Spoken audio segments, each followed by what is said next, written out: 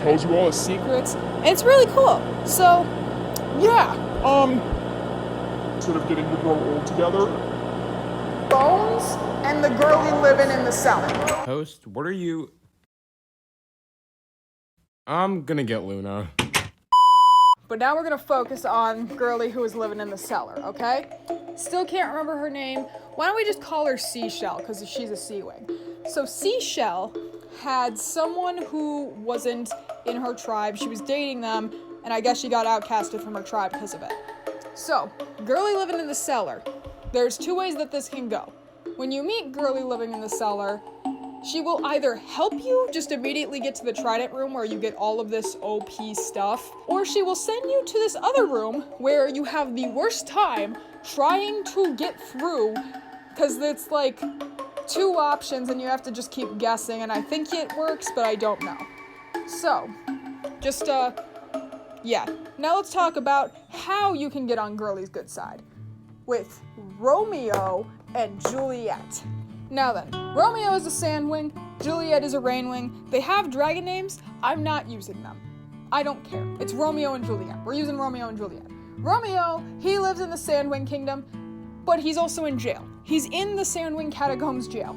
And Juliet lives on the outskirts of the Rainwing village. Basically, I think you go to Romeo first, he's in prison, and he tells you how he's Romeo because he and Juliet were in love, but then their tribes found out and they were really angry about it, so they put Romeo in jail, and Juliet got outcasted from the Rainwing village. So, you know, pretty sad story and stuff. But then Romeo's like, can you take this rose to Juliet for me? And you being the nice person you are, you're like, sure. So you go and you take it to Juliet, and Juliet's like, oh my god, thank you so much, here's some money. Can you please go and tell him that I love him? And you're like, yeah, sure. So you go back to Romeo, and now Romeo's like, oh my god, thank you so much. Here's a diamond rose that is worth 50 gold coins. Please don't sell it. And you're like, oh my god. So this is where you have 2 options. 1, you can go to the market and sell it for 50 gold, like I didn't. And then you get 50 gold for the thing, you're very happy, but then you can go back to Romeo and you can like rub it in his face and be like, yeah, I sold it, and Romeo tries to kill you through the bars, I think. It's really funny. I can't remember if you actually like die or not. I think you actually die in game. Yeah, no shit, Sherlock! And there's the good route. The good route is where you take it to Juliet, and Juliet's like, oh my god, thank you. I can't pay you back though. And you're just kind of like sitting there and you're kind of sad in the moment. But doing this will later on help you in the Seawing Temple, because this girlie, Seashell, she will give you a bunch of gold. I think she gives you an accessory. She gives you something else too. I can't remember what it is, but she gives you these 3 things and you're very happy.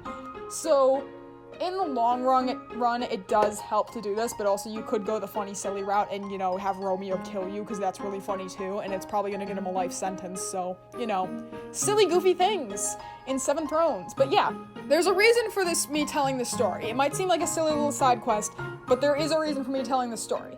It's because the big takeaway from this is hybrids are illegal.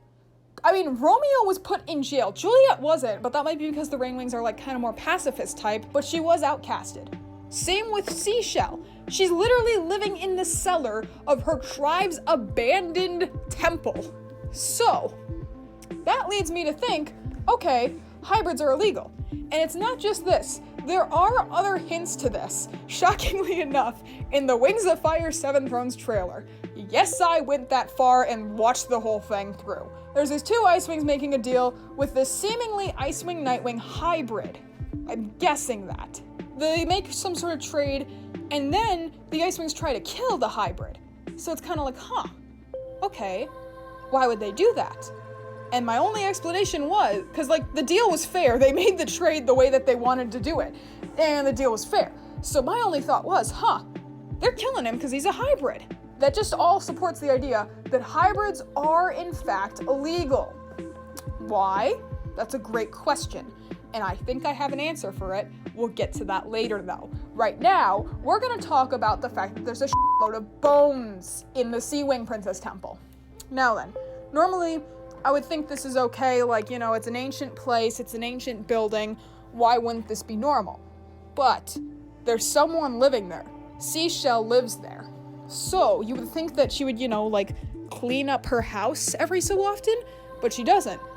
So that makes me wonder, is there some sort of connection here? Is there a connection between Girly in the Cellar and the Bones?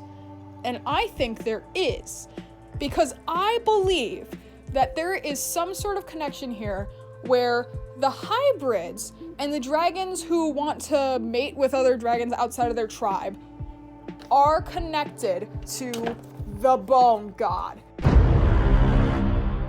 You're damn right that I'm bringing this up. I'm bringing up the Bone God. Why isn't the string pulling? Okay, that's not gonna work either.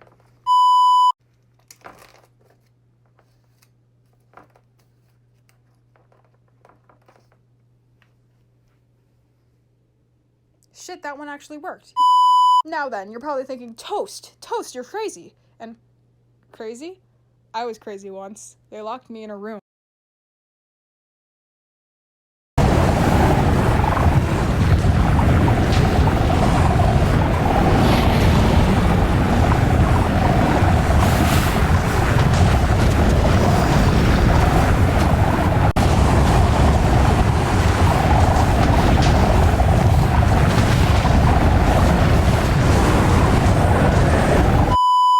So Toast, you might be thinking, no, you're not Toast, I'm Toast. And I am genuinely telling you that I believe the hybrids and the dragons who are, trying to mate outside of their tribes are working with and for the Bone God. So now we're gonna get into Florence, because Florence is actually more important than you think. You see, Florence is definitely a hybrid. Come on, how can she not be a hybrid? Look at her. There's no way this is an actual, full mudwing. Now then, I already addressed in one other video that she's working for the Bone God. There is something else that needs to be addressed, because there is a connection between Florence and the black market, and that is Florence's parent. Florence has a parental figure living in the black market. So I believe Florence has a parent that lives in the black market. And this is because that dragon, that mudwing in the black market, looks an awful lot like Florence, just with more yellow tones. And I've already addressed that I think that the dragons in the black market are a potential Nightwing hybrid.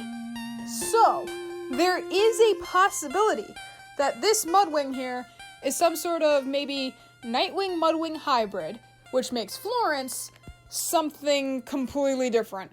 I don't know if she's Mudwing, Nightwing, Mudwing?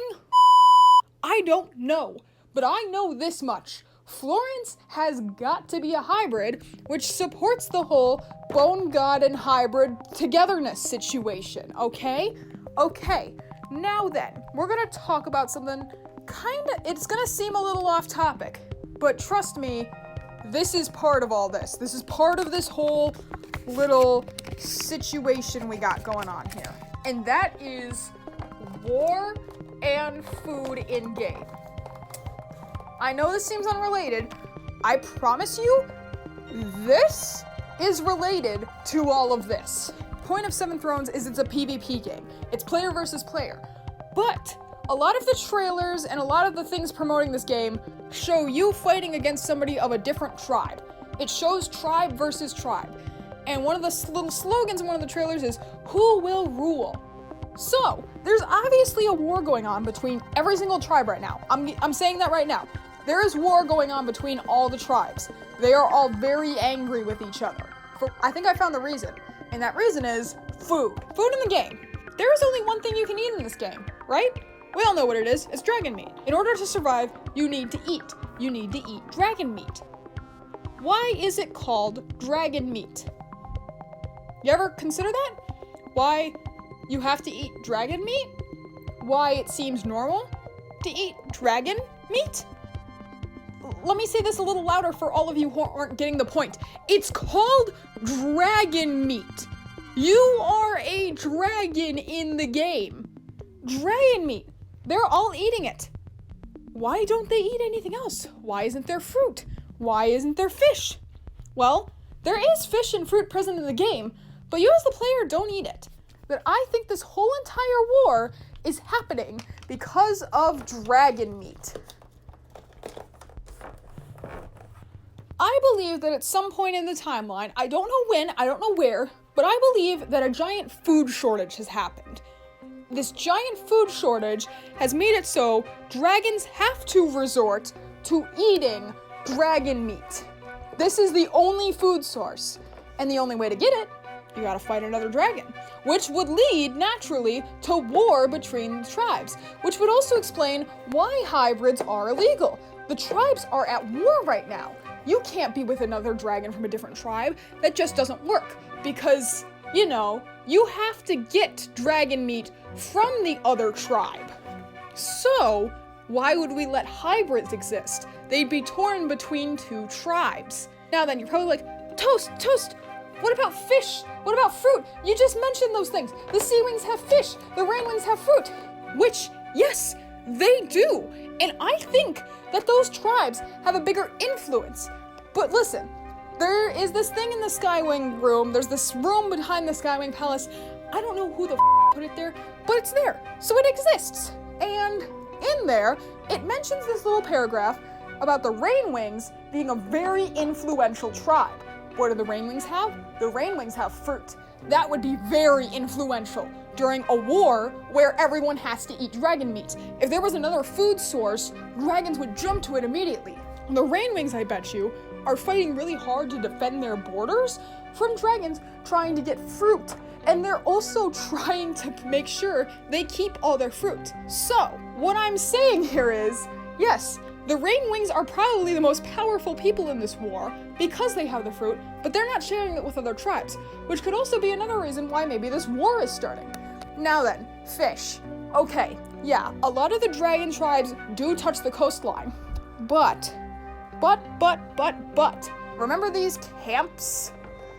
Remember these camps? Okay? These camps that I mentioned a long time ago in this video that was made a couple years ago?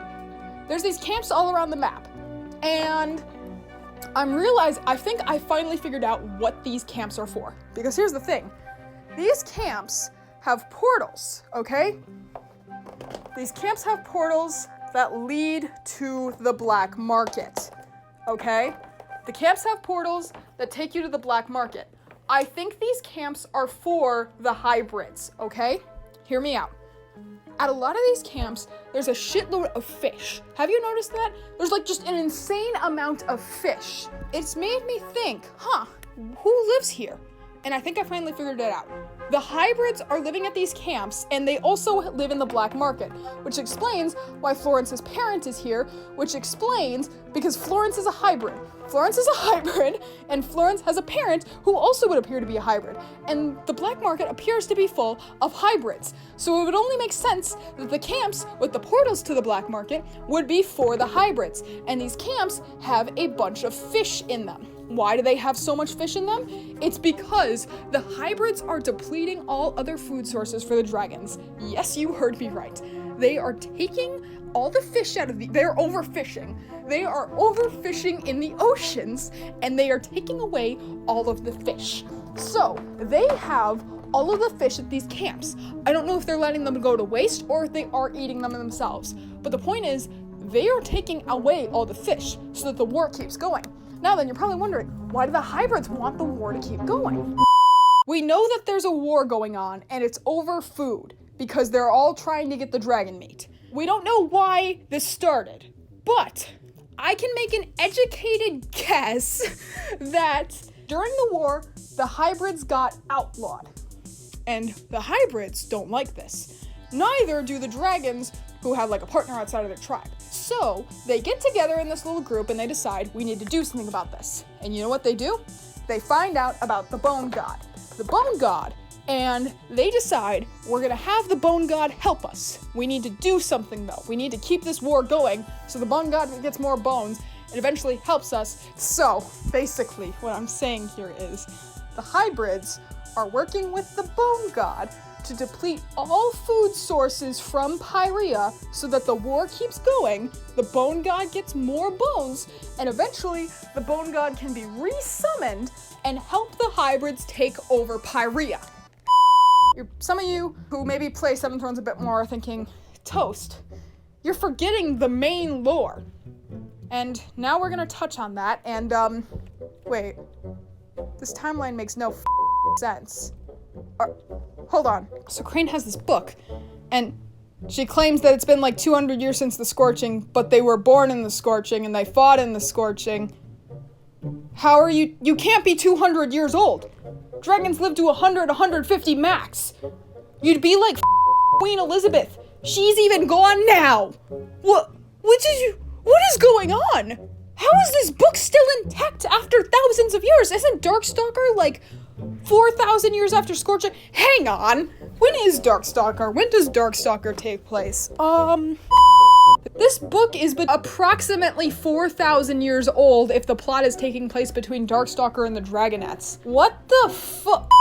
Crane and Kit, they exist. They fought in the Scorching together, and I guess they were part of founding of Pyrea. That's what I get from this book. That's my best guess from this book. And I think Crane went a little crazy. Kit is apparently the Lord of the South. So why is Kit the Lord of the South? Why is Crane I'm pretty sure Crane is like some sort of mad scientist. She talks about this source that's working with them, and I think she made animus magic actually, because there's something about her going insane, and then Kit dies, and Kit and her were friends for the longest time. In the hybrid camps, there is something that says Kit's territory on it. Why do they know about Kit? What's Kit doing here? I thought he died like 1,000 that Kite or Kit, not sure, is the bone god. Guys, I don't know what north and south are anymore on this fucking map, okay? Apparently north is south and south is north. I don't get this anymore. Look, it has to be this. It has to be this, okay? It has to be. There's no other possible solution. Kit is the bone god, and he's leading the hybrids to murder everyone else in Pyrea. There is no way that this isn't the lore. There's nothing else that hasn't been added to this game. There's no way that this... Toast, no more of this. Come on, you need to touch some grass. But I figured it out! Kit, he's the bone god, and the hybrids, they're trying to take over Pyrea, and... Toast, that game hasn't updated in a year.